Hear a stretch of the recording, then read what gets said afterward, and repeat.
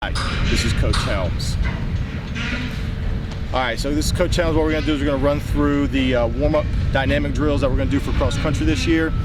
So the way we're going to stack it is like we did in track and cross country, is we're going to start out short and work our way to longer reps. So when you first start out doing your dynamic drills, you want to start with short distances, and as your body and your legs start to warm up, then you can move out your next drills to medium and then to longer distances. Doing these exercises properly will help you in the long run stay injury free, be more flexible, and ultimately be able to run faster. However, when you're doing these, one thing I'm going to mention a lot is you want to be deliberate with all of your stretches, because if you're doing 10 and you only do 6 well, that means you've done 40% of the stretches not properly. All right, so make sure you're doing them deliberately, make sure you're going 100% and doing the stretches exactly like they're supposed to be done, so that'll impact you better in the long run. Let's get it, long run.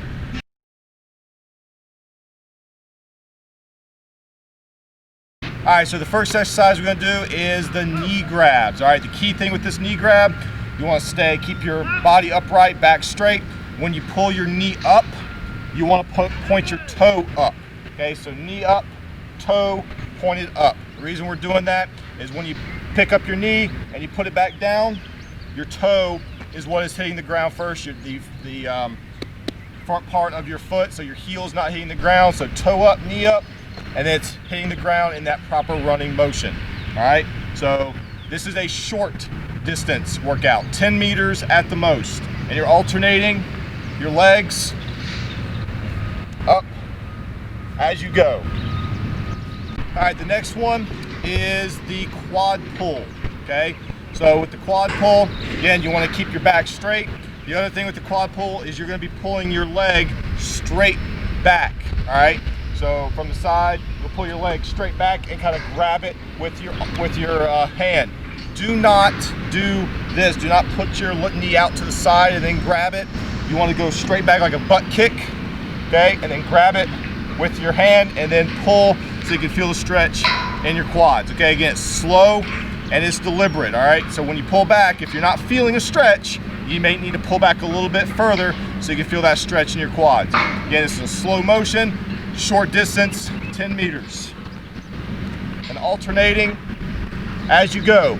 It's not about speed, it's about doing it properly. All right, the next one is combining the first 2 exercises into one motion. So you're gonna go into a slow knee grab, toe pointed up, okay, so that's the first step, and then you're going to bring your foot down, scrape across the ground, back into a quad pull. So knee up, down, quad pull. Knee up, down, quad pull. It's one motion, so you're not doing this and down and back. It is one sweeping motion that represents the proper running form, okay? So you're seeing that again, it's slow, and it's deliberate. Now the kick back, you want to scrape as fast as you can, okay? Because when you think about it, it's helping build speed. So the faster you can get your leg rotation down, the more times you repeat that, the faster you go. All right, the next one is the lunge, okay? So most people know how to do lunges, but make sure again you're doing it with proper form. So my left knee goes out, my right arm goes up. Right knee out, left arm up, okay? We're not doing this, we're not doing that, we're not resting our body weight on our knees because that's gonna cause you some knee problems, and when you do that, you tend to hunch over. You wanna stay tall like you would when you run.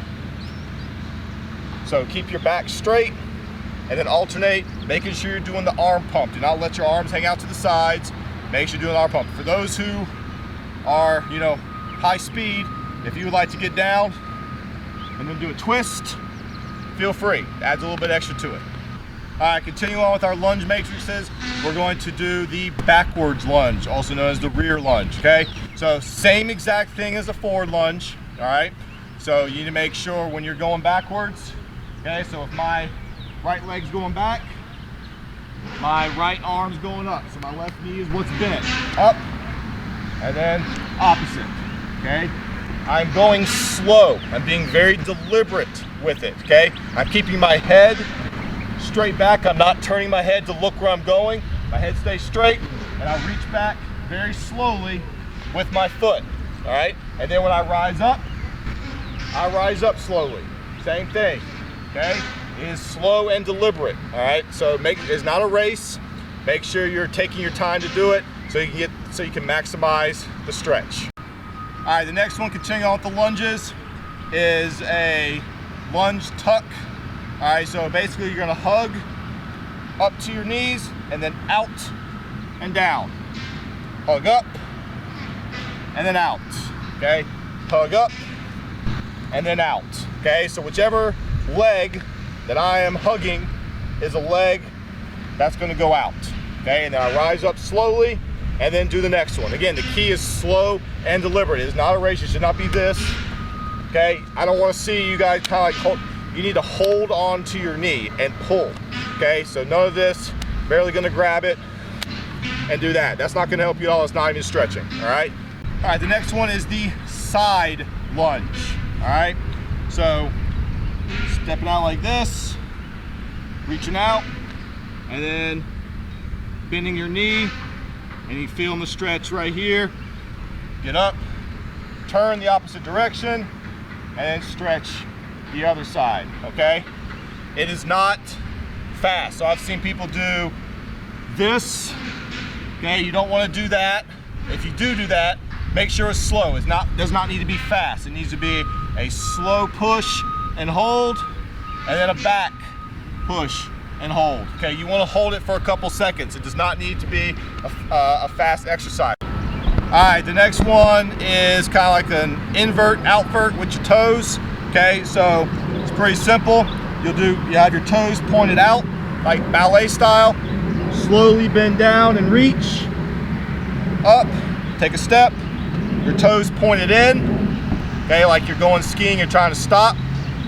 Slowly down and stretch. Okay, this is working different parts of your hamstrings. You have different muscles in your hamstrings. So when your toes are pointing in, you're working one side of your hamstrings. When your toes are pointed out, you're working a different part of your hamstring. Okay, again, slow down and slow back up. It is not a race. 10 meters is where you should be doing that stretch at. All right, next one is your heel and toe walks. Okay, this is gonna help stretch out your calves. Okay, it's also gonna help you with your ankles. And for those who have shin splints or are prone to shin splints, these will also help strengthen those muscles as well. So heel and toe walks. So what you should do is you should go down doing one and back doing another. So you can go down 10 meters doing heel walks and then come back and do toe walks. Okay, you want to be exaggerated with these. You don't want to just go barely. Make sure your toes are exaggerated and pointed up. And same thing, make sure when you're walking on your toes, you're up high off the ground, exaggerated, so you can really feel that stretch in the back of your calves as well as along your shins. All right, Frankensteins are next, okay? Help stretching your hips and your groin area, okay? So again, you want to kind of keep a straight leg when you're going up, and then up, trying to kick a target on your hand. So for those who struggle with it, have your hand out and try to kick with your toe. Do not move your hand, bring your foot to your hand, don't bring your hand to your foot. Okay, you want to try to get up as high as you can, help increase the flexibility in your hips and your range of motion in your legs. All right, so the next one is kind of a hurdle stretch. All right, so going to mainly increase the flexibility in your hips, stretch out your groin as well as your glutes. So knee up, okay, keeping your body straight forward, and then swing that hip out and down. So knee up, swing the hip out and down. If you notice, my upper body is not moving with my leg. My legs and my hips are primarily doing the moving. So that'll help you stretch out your butt as well as your quad, as well as your groin and your hamstrings. Okay, so again, up and out. Okay, up and out. Legs. I'm gonna cut out that legs part. All right, the last one for the short distance is going to be the ankle grabs. All right, especially when you're out there running trails, you're gonna need to make sure your ankles are flexible and also strong and durable. Okay, so again, key, keeping your back straight. Again, none of these stretches should you be hunching over. All right, so pull one ankle up, and you should be able to pull it, and then back down. Ankle, pull, and back down. Again, you want to hold it, okay, and you want to pull it up. All right, it's not this, okay? You don't want to do that. That's not really giving you anything. I've seen plenty of people do that, all right? So again, you want to grab and pull. You can put your hand right here on your shin to help you get a little bit more leverage, and then use your other hand to pull your ankle up. You're also gonna feel it in your glutes, okay, as well as the inside of your groin, all right?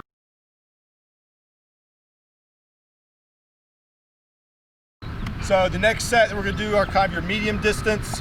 You're gonna want to go a little bit longer, probably extending out another 5 to 10 meters. So instead of going 10 meters like we did with the shorter exercises, these you want to go about 15 to 20 meters in distance. These are involving a little bit less holding and pausing and more repetitions, all right? So the first one is going to be the high knee, all right? So unlike with the high knee grab, this one's all about speed, okay? And using proper running form. Now, when you're doing this one, you want to try to do as many high knees as you can before you get to the cone or the distance that you're trying to go to. So you don't need to have a long stride. So what I mean by that is some people, when they do their high knees, like to get a lot more length when they do it. You don't want to do that. They want to be very short and powerful. Okay, I'm not going very far with them, but I'm putting a whole lot of speed and trying to pull as many repetitions as I can get in. So shorter distances. It's all about turnover. You want to have as many times as your foot hitting the ground and popping back up as you can. Okay, so short, quick bursts. Next one is the A skip. Now this one's very important for those who ran track. We broke it down a lot better for you. So with the A skip, everything about the A skip exudes proper running form. Okay. So when you're doing A skips, okay, it's all about balance, all right? So when I'm standing here with my A skip, about my feet shoulder length apart, all right, what I'm trying to do is I'm trying to make sure I'm balancing my proper running form, and the key with A skip is remaining properly balanced. I don't want to be leaning one way or another, okay? So for those who don't know, A skips is like a little skip, a little shuffle. So one, my knee goes up, my left arm goes up, okay? And it's kind of a bounce, all right? Okay, like this, okay? So I'm trying to bounce and trying to get my foot as quickly back down as I can. So when I'm doing that, after I go up, it's nice and easy. When I go back down, I want to be quick and powerful, all right? For those who did track with us, we did these exercises where we stood still and did A skips. So we practiced standing on one foot, holding it, and to another until you can hold it with the balance, and then you gradually got faster and faster, and then you want to pop that foot back down as quickly as possible. You should be able to hear your foot hitting the ground, and that's the kind of speed you want to generate when you put your foot to the ground. The next one is the B skip. Very similar to A skip, needs to be deliberate, and it's also involving a lot more of the running form that you'd be using on a regular basis. If you do it properly, it'll work. However, if you don't do it properly, you look quite ridiculous, okay? So, similar to the A skip, you want your knee to go up, but unlike the A skip, when your knee goes up, your foot pops out and then back, okay? So it's like that. Similar to when we did the quad pulls, or the knee grabs down to the quad pulls, okay? The B skip is basically a quicker version of that, all right? And again, you want to have that foot generate as much speed and power as it can when it comes back across the ground, okay? So similar to the way a horse paws the ground is up and back down. The next one is the butt kick, all right? So kind of like what we told you with the quad pulls, leg goes back, straight back, kicking your butt, same thing, but this, again, you're still using your arms to pump as you're doing the butt kicks, okay? This is going to develop, again, more of that speed development, quick turnover, all right? The key to running in general is how a faster runner wins every time is they just create more turnover in their legs than other runners, okay? So butt kicks is one of those exercises that will help out with that, all right? So again, as fast as you can, similar to the high knees, you want to be slow and deliberate as you move forward, but you want to be as quick as you can with your legs, okay? I'm not moving very far, but I'm trying to do as quickly as I can, doing as many reps as I can over the distance that I'm trying to go.